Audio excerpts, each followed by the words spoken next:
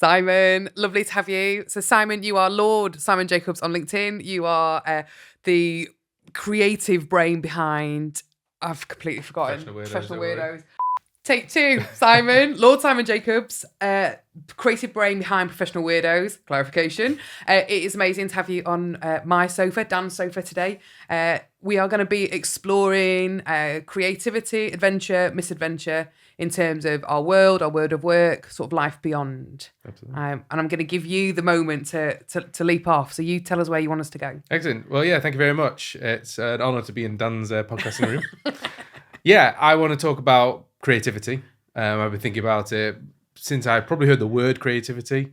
I think people, when I was younger, used to describe me as creative, and I embodied it as a part of my being without really fully understanding what it was, I suppose. Just along the way, people kept telling me that you're creative. And so I created a company about 7 years ago about creativity, and I'm still in the fluid moment of trying to understand what it is.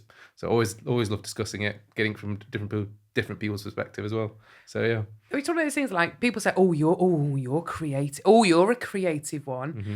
And like quite often I think it's a very small lens when someone talks about it. So, somebody would say to me that I was creative because I like crafting and art and doing things with my hands and creating things in that way. Yeah. But actually from a work perspective, quite often creativity isn't in there because I'm either in a statutory process or I'm in a regimented world or I'm constrained by an expectation or the reality of what's happening. So when you talk about creativity, like you're not talking about me quilling.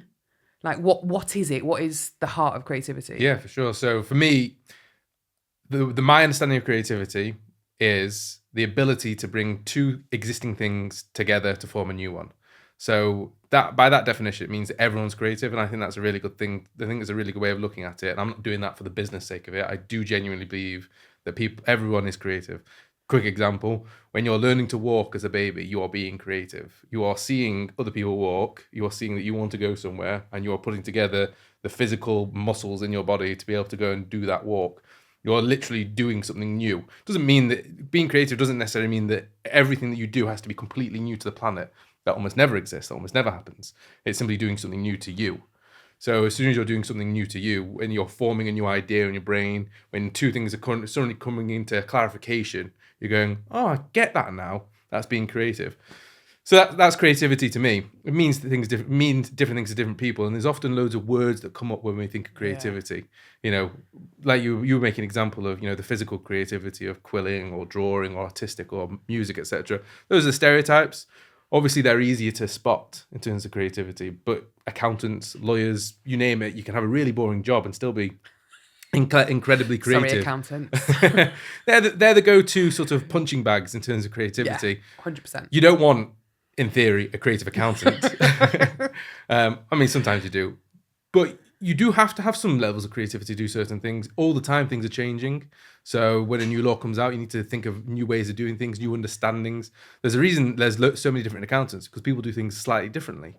For me, being creative, everyone has the ability to be creative and often do it on a day-to-day basis, probably without even realizing or having a word for it. But that's like, it might sound daft to say it out loud, but like the way you just explained it, I was like, oh yeah, it is. It's more than more than a stereotype. It's more than a nan going, oh, Harry seems creative, or that's a creative thing to do. Yeah. Because creativity is in like the arts, and degree courses are called like creative whatevers.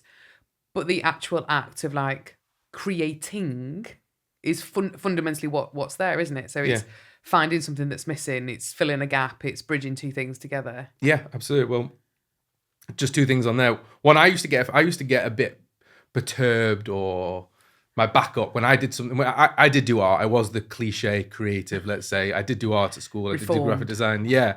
And I would do work, and I would think it wasn't that good. I was self-critical and stuff, but I knew when work was good, and I was really proud of it. And I knew when work wasn't so good, and I wasn't that proud of it.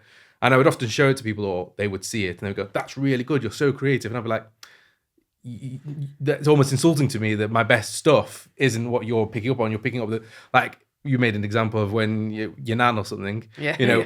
When I plug a TV in for my grandpa, he's like, "Wow, you're a whiz." I'm like, no, I'm not a whiz. I'm not a tech guy. I don't know my stuff. I know how to plug an HDMI cable into a Virgin box. That's about it. But the other side of it as well, in terms of the implementation of creativity is something different as well. And that's the sort of stuff that I try and delve into when I do stuff in companies. Like I say, everyone has the ability to be creative. Everyone has the ability to have ideas. Some companies foster that, and some companies don't. And often when it isn't fostered in companies, that's where you see burnout or quiet quitting. Someone can come in fresh-eyed, really excited, got a role that they've dreamed of in this company, and they were hired for the right reasons, but the environment isn't there to allow them to implement that creativity. So they might come in with really great ideas, but either they're not listened to, they're shut down, they're not given the space to do those things, to think, etc. And so quite quickly, they get burnt out because they're doing stuff they don't like doing. They haven't been given the support to go and do the stuff they want to do. And actually, the company's worse off because they haven't been able to do that. Whereas in companies that do allow you to do those things, do encourage those things, foster those things, tend to be more successful, survive longer, be more profitable, etc., and don't have a high churn rate in terms of people coming in and out of the business. So yeah, I can't remember where I was leading off on that, but in terms of coming to your word, change. If you want to change your culture, I think a big part of it is truly embracing creativity. That's a really hard thing to do. But I think sort of where you were going, I'm going to take us back a step. Is that moment when the way you explain it about how we foster it and the impacts of that, everyone will be like, yeah, we can do that. I can feel that. I can see how that would be beneficial. But we also know how hard it is for that to actually happen, because we know it doesn't happen, because we know that organizations are rigid and we like structures and we enjoy hierarchy. It makes us feel safe. So if you're not don't give all your trade secrets away, but if you're going into, or that first bit of advice to a new manager with a team or somebody joining an organization, how can they take a creative spark with them and create it, enable that sort of sandpit moment of exploration and thinking differently to create a new way? Really good question. It's a challenge. I don't have a silver bullet, unfortunately. So if I could give away my if I could give away my secrets, I would, because I think it's best for society in general if there's creativity everywhere. Things that I would say that I've seen that do work and have been positive are, first of all, there's a phrase, I can't remember if it's Polish or it's Zietfleisch, which literally translates as sitting meat. And that applies to sort of everything. It's practice, being there, doing it. So when you Google how to be more creative, it says things like ask questions. It mixes up curiosity and creativity, which I think the two work well together. But it's things like ask questions, go and explore, get yourself lost, actively listen. These are all things that add to a positive culture as well. Now, the reason I bring up Zietfleisch is because it's not going to happen overnight. You can say to yourself, right, I'm going to actively listen. The first time you try to actively listen, you are going to fail. Oh, 100%. The first time you do meditation, the first time you try and get rid of anything in your mind, you're going to fail. So you have to do it day in, day out, and have a reminder day in, day out, if you really want to do that.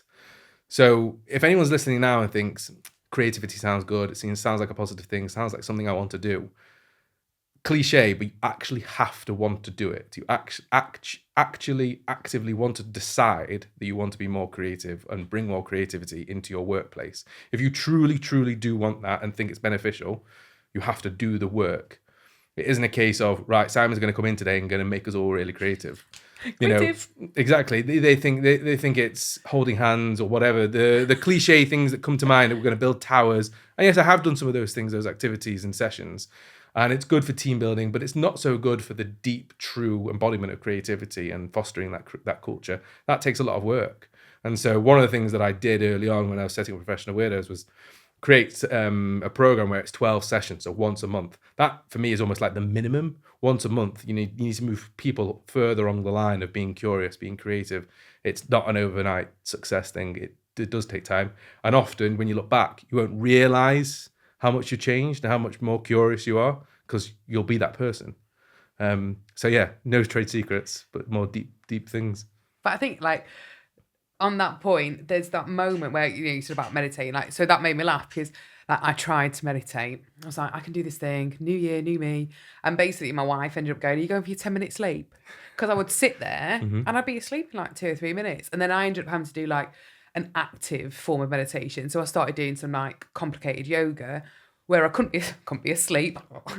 But I also had to fundamentally concentrate on the thing that I was doing because my coordination is like a dying pigeon. So I had to be there and I had to be present. And it challenges that idea of want. So if you are thinking about an organisation who wants to be creative, how do they have that chat to make it real? Because we can say we want something. We can say we want to be thinner, quicker, faster, stronger. But unless you're going to put the work in, how do you have that conversation that says like, actually, we don't, we're going to back up the truck? Like where's that in your brain space? So this is a really good question because this is where I'm kind of in the fluidity mode of my company. It's a difficult sell, creativity. It's a luxury to a lot of people. When I talk about creativity to people who are in 9-to-5 grunt jobs, hate their jobs sort of thing, they look at me with disdain, honestly, and I don't blame them. It is definitely, being creative is definitely a luxury. So in terms of having that conversation with companies, I have to get better at being stronger with my points and why it's a positive to have in the company. In the past, I have said to people, people might leave at the end of this course because they realize that this isn't the right place for them. That's a really difficult thing to put forward to someone. And it's often not taken in the right way, or it's not seen as a positive. That is not a tick box, come on in, let's do this stuff. That's a real moment where they go, either they don't understand what I mean, or they go, it's not for us. And sometimes that's a good thing. Often it's a good thing. But if there is a company out there that truly wants to embrace creativity, I'd first like to understand why. And that's an important question. Why do you want to do this? I don't care what their answer is necessarily. I just want to have thought about that. And then also, if you're comfortable knowing that some people at the end of this course might realize that actually they don't want to be there because it's not the right environment, or because they're not the right person in that environment, that's a good sign. So yeah, it's a big challenge, and that's why I've not got much work at the moment. But it's a massive spark, isn't it? Because we want people to own their decisions. We want people to understand their decisions. And then I want you all in or all out, because like creativity, curiosity, change, half-arsed doesn't work. Like you can dabble and you'll see some good stuff. But if you want to do it, like get your handbag, get in. Absolutely.